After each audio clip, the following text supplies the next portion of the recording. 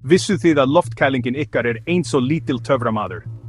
Hún eitt af þessum hljóðlátu tækjum sem við hugsum ekki mikið en hún vinnur sleitulaust til að halda okkur þægilegum. Ímyndið ykkur, á heitum sumardegi breytir hún húsinu ykkar í ískalda vín. Það ykkar örugga aðvarf frá brennandi sólinni, og allt þetta beint í stofunni. En hvernig virkar hún í raun og veru?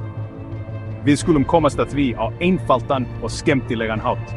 Trúið mér, eftir að hafa horft á þetta myndband, munuð þið horfa á loftkælinguna ykkar með öðrum augum.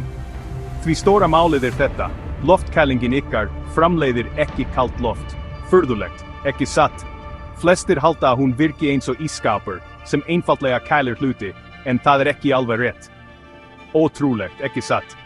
Það sem hún gerir í raun að taka hitan úr húsinu ykkar og henda honum út.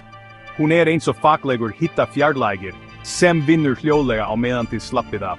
Það eins og hún reki út partíspjallara, svo allir geti notið sín í fríði.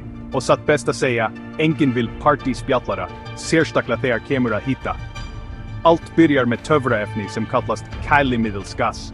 Það ósýnilegi hetjan í öllu ferlinu, og það hér sem raunverulegu töfranir gerast.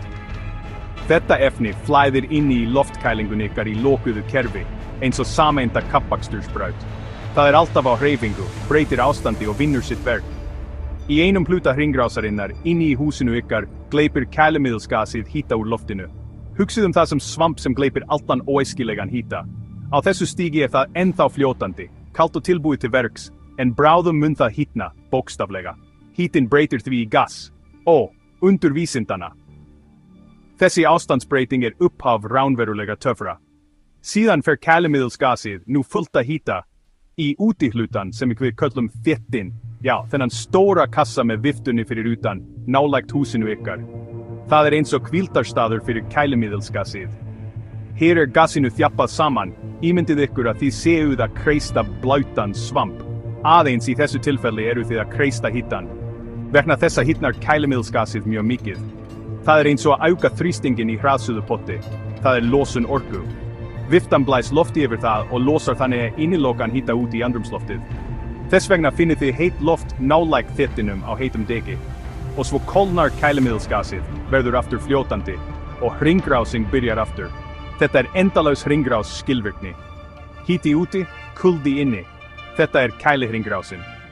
Og þetta gerist í hvert skipti sem þið kveikið á loftkælingunni. Og nú verða vísindin áhugaverðari.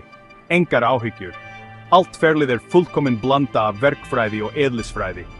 Allt ferlið byggist á kælihringrásinni, sem aftur byggist á grundvallarreglum.